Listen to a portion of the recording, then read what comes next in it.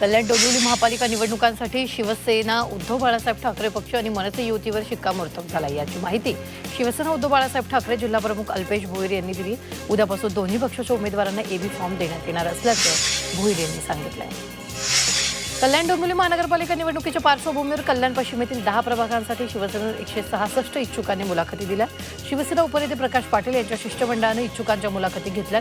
कल्याणमधील Sai hall इथं इच्छुकांच्या मुलाखती घेण्यात आल्या।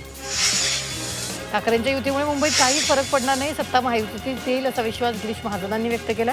सोबतच त्यांनी ठाकरेंना डिवचले। ठाकरेंची युती म्हणजे केवळ संदेसाधूपणा असल्याचा हल्लाबोल त्यांनी केलेला आहे।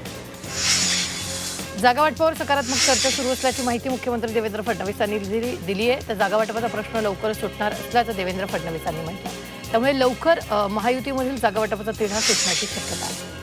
नवी मुंबईत महायुतीत जागावाटपाचा तिढा कायम आहे। शिवसेनेने 111 पैकी 57 जागा मागितल्या तर भाजपनं शिवसेनेला 20 जागा देऊ केल्या। त्यामुळे बैठकीत युती संदर्भात अजूनही तोडगा निघू शकलेला नाही। भिवंडी महापालिकेत शिवसेना उद्धव बाळासाहेब ठाकरे पक्ष आणि मनसे एकत्र लढणार आहे। या दोन्ही पक्षाकडून सर्व जागांवर उमेदवार दिले जाणार आहेत। भिवंडीत ठाकरेंची शिवसेना मनसेला 10 जागा सोडणार असल्याची माहिती आहे। निवडणुकीत चमत्कार घडवणार असल्याचं शिवसेनेचे उपनेते विश्वास यांनी म्हटलं आहे। दोन्ही राष्ट्रवादी पुण्यात एकत्र येत असल्याची चर्चा सुरू असताना आता त्यामध्ये ट्विस्ट आलाय। दोन्ही राष्ट्रवादीची संभाव्य युती आता फिसकटली आहे। घड्याळ की तुतारी, कोणत्या चिन्हावर लढायचं यावरून युती फिसकटली आहे। मुंबई महापालिकेत वंचित बहुजन आघाडी आणि काँग्रेसमध्ये जागावाटपाच्या वाटाघाटी सुरू आहेत। काँग्रेसनं वंचितला 60 जागा देऊ केल्या असल्याची माहिती समोर येते। मात्र वंचितनं काँग्रेसचे विद्यमान नगरसेवक असलेल्या काही जागांवर दावा केला। संजय राऊतांचे लहान बंधू निवडणुकीच्या रिंगणात उतरणार आहेत। संदीप राऊत मुंबई महापालिकेची निवडणूक लढवणार आहेत। विक्रोळीतील 111 नंबर वॉर्डातून संदीप राऊत निवडणूक लढवणार असल्याची माहिती मिळते। मुंबईतील जागावाटपाबाबत राष्ट्रवादी काँग्रेस शरदचंद्र पवार पक्ष आणि ठाकरे गट यांच्यात चर्चेचं गुऱ्हाळ सुरूच आहे। अणुशक्तीनगरमधील जागांवरून दोन्ही पक्षांमध्ये रस्सीखेच सुरू आहे। मुंबईत भाजप शिवसेनेचं 207 जागांवर एकमत झाल्याचं भाजपचे मुंबई अध्यक्ष अमित साटम यांनी सांगितलं। तर उर्वरित 20 जागांबाबत चर्चा सुरू असल्याची माहिती त्यांनी दिली। भाजपला 128 जागा आणि शिवसेनेला 79 जागांवर आतापर्यंत एकमत झाल्याचं त्यांनी सांगितलं। अरुण गवळी यांच्या कन्या गीता गवळी आणि योगिता या निवडणूक रिंगणात उतरल्यात। गीता यांनी प्रभाग क्रमांक 212 आणि योगिता यांनी प्रभाग क्रमांक 207 मधून उमेदवारी अर्ज दाखल केला। त्यांनी अखिल भारतीय सेनेमधून अर्ज दाखल केले। शिवसेना उद्धव बाळासाहेब ठाकरे पक्षाच्या आणि मनसेमध्ये वॉर्ड क्रमांक 194 वर वाद असल्याची चर्चा आहे। वॉर्ड क्रमांक 194 वर शिवसेना उद्धव बाळासाहेब ठाकरे पक्षानं दावा केला। याच मतदारसंघातून मनसेचे संतोष झुरी यांना शब्द देण्यात आला। ठाणे महानगरपालिका निवडणुकीकरिता भाजपनं अखेर प्रचाराला सुरुवात केली। संपूर्ण ठाण्यात जवळपास 16 ठिकाणी ठाणे भाजपच्या वतीनं बॅनरबाजी करण्यात आली। नमो भारत नमो ठाणे या शीर्षकाखाली हे बॅनर लावण्यात आले। नवी मुंबईत राष्ट्रवादीकडून युतीचा प्रस्ताव आल्याची माहिती राष्ट्रवादी शरदचंद्र पवार पक्षाचे प्रदेशाध्यक्ष शशिकांत शिंदे यांनी दिली। राष्ट्रवादीसह वंचितकडूनही प्रस्ताव आल्याचं त्यांनी सांगितलं। मुंबई महापालिका निवडणुकीसाठी प्रचाराची रणधुमाळी सुरू झाली आहे। सर्वच राजकीय पक्षांकडून प्रचाराची रणनीती आखली जाते। महायुतीने उत्तर भारतीय मतदारांसाठी खास रणनीती तयार केली आहे। महापालिका निवडणुकीसाठी 10,231 मतदान केंद्रावर मतदान होणार आहे। त्याकरिता 64,375 अधिकारी आणि कर्मचारी कार्यरत असणार आहेत। या कर्मचाऱ्यांना प्रशिक्षण देण्यासाठी 35 प्रशिक्षक सोमवारपासून 7 केंद्रांवर 30 सत्रांमध्ये प्रशिक्षण देणार आहेत। निवृत्त सहाय्यक पोलीस आयुक्त रेहाना गफूर शेख शिवसेना उद्धव बाळासाहेब ठाकरे पक्षात त्यांनी प्रवेश केला। मातोश्रीवर उद्धव ठाकरेंच्या उपस्थितीत पक्षप्रवेश सोहळा पार पडला।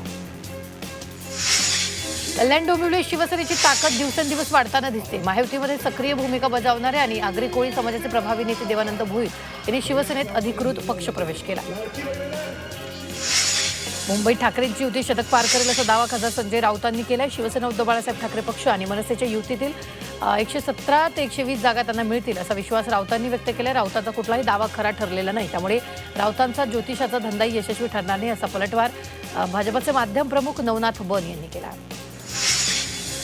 भाजपला ठाण्यात शिंदेचा पराभव करायचा असा दावा खासदार संजय राऊतांनी केला। शिंदेच्या ठाण्यात नमो नमो बॅनरवरून राऊतांनी हा दावा केला। शिंदेच्या पराभवासाठी भाजपची तयारी सुरू असल्याचं राऊतांनी म्हटलेलं आहे। तर राऊतांच्या या दाव्यावर भाजपनं पलटवार केला। महापालिकांवर प्रशासक बसवून भाजपनं नागरिकांचा विकासाचा हक्क हिरावून घेतल्याची टीका वंचित बहुजन आघाडीच्या नेत्या अंजली आंबेडकर यांनी भाजपवर केली। त्या नाशिक इथं बोलत होत्या। धर्मनिरपेक्ष आणि काँग्रेसच्या मतांचं विभाजन करण्यासाठीच अजित पवारांना महायुतीपासून दूर ठेवण्याची रणनीती आखल्याचा आरोप काँग्रेस नेते विजय वडेट्टीवार यांनी केला। अजित पवारांना एकाच वेळी नायक आणि खलनायक करण्याचं काम सुरू आहे असं त्यांनी म्हटलंय। निवडणुका जाहीर झाल्यानंतर मनसेच्या कार्यकर्त्यांना पोलिसांकडून नोटिसा देण्यात आलेल्या आहेत. निवडणुकीच्या काळामध्ये कोणताही अनुचित प्रकार घडू नये यासाठी मनसेच्या कार्यकर्त्यांना पोलिसांकडून प्रतिबंधात्मक कारवाई म्हणून नोटीस देण्यात आली. मुंबईत शरद पवार ठाकरेंना साथ देण्याची शक्यता, कारण ठाकरे आणि पवार युतीत कुठलीही अडचण नसल्याचं संजय राऊतांनी स्पष्ट केलं. राष्ट्रवादी शरदचंद्र पवार पक्षासोबत सकारात्मक चर्चा झाल्याची माहिती राऊतांनी दिली. मनपा प्रचारातही हिंदुत्वाचाच मुद्दा गाजणार. महायुतीच्या इच्छुक उमेदवारांना हिंदुत्ववादी नेत्यांच्या सभा हव्यात. ठाकरेंच्या मराठी अजेंड्याला महायुतीकडून हिंदुत्वानं उत्तर दिलं जाणार आहे. नवी मुंबई महापालिकेने सिडकोला नोटीस बजावली. नवी मुंबईत उभारण्यात येत असलेल्या प्रकल्पातून मोठ्या प्रमाणावर प्रदूषण होत असल्याची बाब समोर आली. त्यामुळे उपाययोजना कराव्यात, अन्यथा प्रकल्पांची कामं बंद केली जातील अशी नोटीस महापालिकेने सिडकोला बजावली. मुंबई महापालिकेने 187 विकास कामांना काम थांबवण्याच्या नोटिसा दिल्यात. वायू प्रदूषण नियंत्रणासाठीच्या नियमांचं उल्लंघन केल्याप्रकरणी या नोटिसा बजावण्यात आल्या. त्याचप्रमाणे 502 बांधकामांना कारण दाखवा नोटीस बजावण्यात आली. मुंबई महानगरपालिकेच्या सहाय्यक आयुक्तांसह संबंधित अधिकाऱ्यांवर कारवाई करण्यात येईल असा इशारा उच्च न्यायालयानं दिला.